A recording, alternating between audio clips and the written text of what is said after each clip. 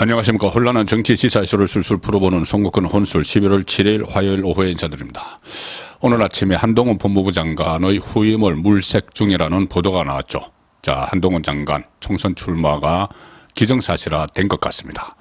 윤석열 대통령이 결단을 내린 게 아닌가 싶은데 그동안은 윤 대통령 입장에서 한동훈 장관을 내각에 계속 두고 또 민주당 의원들을 상대로 일당백의 활동을 하는 그런 모습 때문에 그것이 또 국정 운영에 효과적이라고 생각을 해서 이 총선 차출에 좀 회의적이었는데 강서구청장 선거 이후에 이 수도권에 한동훈 장관이 출마를 해서 좀 분위기를 띄울 필요가 있다, 이런 종합적인 판단을 한 것 아닌가 싶습니다. 물론 윤석열 대통령이 총선에 개입한다는, 관여한다는 그런 의미가 아니고 아마 한동훈 장관에 대한 그 국민의힘의 차출 요청, 여기에 결과적으로 인사권자인 윤석열 대통령이 응했기 때문에 한동훈 장관이 아마 출마를 할 수 있는 길이 열리지 않았나, 그런 그 뜻에서 말씀을 드린 겁니다.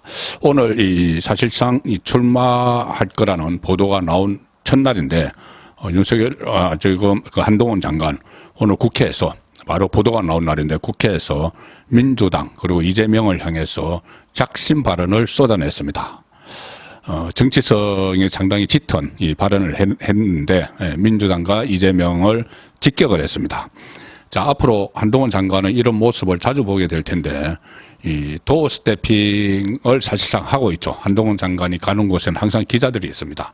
그래서 집무실에 출근할 때나 아니면은 특히 국회에 상임위원회가 있거나 이때 국회에 출석을 할 때 이 기자들이 일문일답을 벌이는데 한동훈 장관은 전혀 개의치 않고 전부 다 질문을 다 받아서 어떻게 보면 속 시원한 사이다 발언을 계속하고 있죠. 자, 오늘도 그런 장면이 있었는데 특히 출마가 거의 기정사실화된 걸로 보도된 첫날이어서 상당한 의미가 있다, 이렇게 봅니다. 일단 민주당이 한동훈 장관 그리고 이동관 방송통신위원장에 대해서 탄핵하겠다, 이렇게 이야기하고 있죠. 아침에 제가 전해드린 대로 한동훈 장관과 이동관 위원장을 같이 하기는 좀 부담이 있어서 아마 한동훈 장관은 역풍을 고려해서 하지 않을 수도 있는데, 어쨌든 지금 이동관 방통위원장에 대한 탄핵안, 이것은 곧 상정한다, 이런 보도가 나오고 있습니다. 자, 여기에 대해서 한동훈 장관 뭐라고 했을까요? 오늘 예결위 전체 회의에 앞서서 기자들과 만났는데, 자, 이런 이야기를 했습니다. 탄핵 말로만 급박하지 말고 하려면 하라, 빨리빨리 하면 되지, 왜 자꾸 말로만 급박을 하느냐. 자, 상당히 강한 발언이죠. 이렇게 이야기합니다. 민주당은 지난 1년 반 동안 본인 취임한 이후에 쉬지 않고 저에 대한 탄핵을 얘기를 해왔다. 전 세계 민주국가 정당 중에 대한민국의 민주당처럼 습관적, 상습적으로 탄핵을 남발하는 정당은 없을 것이다. 자, 이렇게 직격탄을 날렸습니다. 또 이런 말도 덧붙였습니다. 국민은 민주당이 도대체 어떤 사유로 저를 탄핵하겠다는 것인지 모를 것 같아. 잘못한 게 있어야지 탄핵을 하지. 탄핵은 헌법과 법률을 위반했을 경우에 그 국회에서 내각을 탄핵을 할 수가 있습니다. 그런데 지금 국민이 도대체 본인이 뭘 헌법과 법률을 위반했는지 모를 것이다. 그런 상황에서 민주당은 계속 탄핵 이야기를 한다. 자, 그렇게 이야기를 하고, 다만 반대로 한동훈 장관의 이야기입니다. 반대로 민주당이 도대체 왜 저에게 자꾸 이러는지는 다들 아실 것 같아, 이렇게 이야기합니다. 다들 아시겠죠? 이재명의 방탄을 위해서, 이재명 사법 리스크 방어를 위해서 한동훈 법무부 장관인 한동훈 장관을 흔들고 있는 겁니다. 그리고 또 계속 이 민주당 의원들이 판판이 제압당하니까 이 사람 저 사람 의원들이 계속 시비를 걸고, 그러다가 안 되니까 탄핵하겠다, 이렇게 이야기를 하는 것이죠. 그리고 탄핵을 하면은 헌재에서 기각이 되겠지만 한 5, 6개월 동안 이 직무가 정지돼 버리니까는, 혹은 이 직무가 정지된 상태에서 사표를 못 내니까 출마를 봉쇄하기 위해서 이런 거 아니냐. 이거 국민들이 다 안다는 이야기입니다. 왜 자꾸 나에게 이러는지는 다들 아실 것 같아. 그런데 대한민국의 헌법은 민주당의 것이 아니고 국민의 것이다.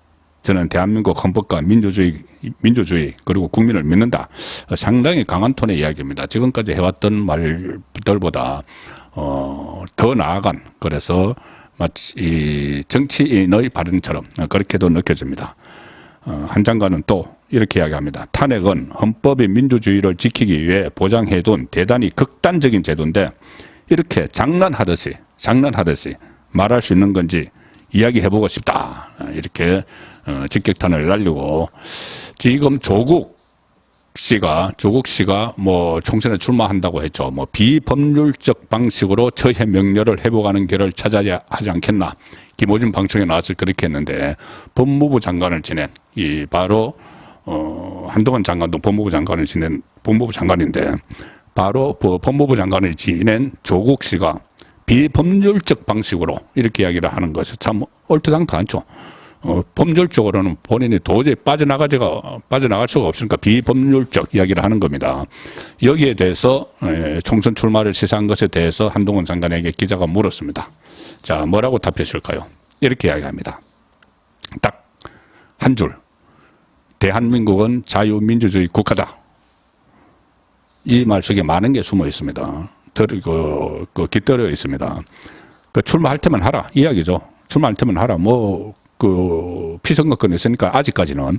그런데 이미 이 사법부에서 부인 정경심 씨가 다 구속이 되고, 사법부 판단으로, 그리고 딸, 조민도, 본인이 위조했다는 거 다 자백을 했고, 기소가 됐고, 그리고 조국 본인도 1심에서 2년을 다 받았는데, 그 법률에 의한 심판이 다 끝났는데, 무엇은 또 비법률적 방식으로 하느냐. 대한민국은 자유민주주의 국가이기 때문에 그런 법률에 의해서 이미 심판을 받았다.